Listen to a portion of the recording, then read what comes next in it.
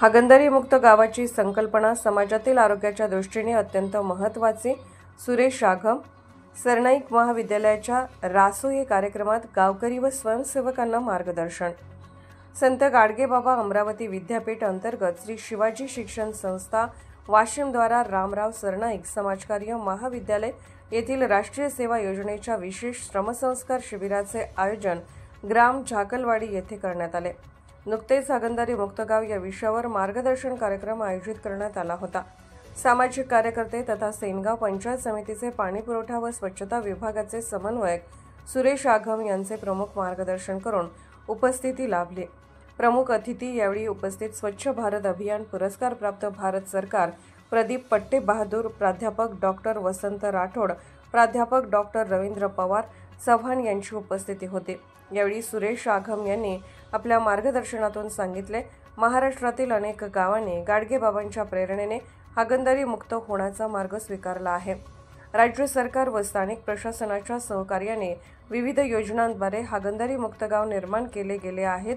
हागणदारी मुक्त गावाची संकल्पना समाजातील आरोग्याच्या दृष्टीने अत्यंत महत्त्वाची आहे, कारण यामुळे फेकलेला कचरा, गटारातील पाणी आणि शौचालये यामुळे होणारे अनेक रोग कमी होतात।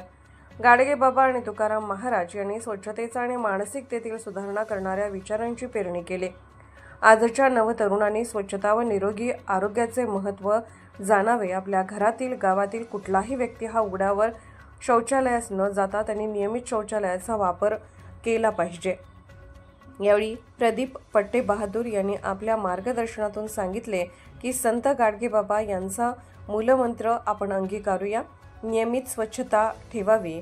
वैयक्तिक व सार्वजनिक ठिकाणी आपण घाण न पसरवता स्वच्छतेचे महत्त्व जाणले पाहिजे। या कार्यक्रमाचे सूत्रसंचालन आकांक्षा कांबळे यांनी केले, तर सर्वांचे आभार तेजस्विनी राहुल यांनी मानले।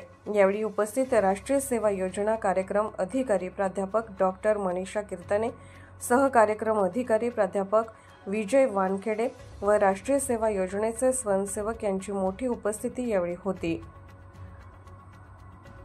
इंडिया न्यूज उपसंपादक मोहम्मद रिजवान सिद्दीकी। शौचालयाला जायचं हाती विळा घेऊन जायचा, म्हणजे किती मूर्ख माणूस। विळा घेऊन जायचा, त्याच्यामध्ये स्वच्छ खड्डा करायचा, त्याच्यामध्ये स्वच्छ करायचा आणि ती झाकून घ्यायचा। लोक म्हणजे गाडगे बाबा तुम्ही हा बाबा का पागल आहे का, असा करतो असा का? तर तो सांगायचा की ही जी विष्ठा आहे ना, ही फार घातक विष्ठा आहे। या विष्ठेमध्ये बसणारी माशी, या माशीला कितीतरी पाय, कितीतरी जंतू घेऊन जाते आणि माझी विष्ठा दुसऱ्याच्या खाण्यात जाते आणि त्याचे फार गंभीर परिणाम होतात। म्हणजे विष्ठेचं विश्लेषण गाडगेबाबांनी त्या काळात सांगते। त्यावेळेस त्यांना वेडे म्हणायचे, दिवसभर फिरायचे, एखादी गल्ली झाडायचे, गल्लीबळ झाडायचे आणि संध्याकाळी कुठेतरी तुम्ही कसे आता लाईट बीट लावून बसले असे लाईट बसवायचे नाही, असे एखादा दगड घ्यायचे, 2 दगड वाजवत गोपाला गोपाला देवकी नंदन गोपाला म्हणून भजन म्हणायचे आणि लोकांच्या डोक्यातली घाण साफ करायचे।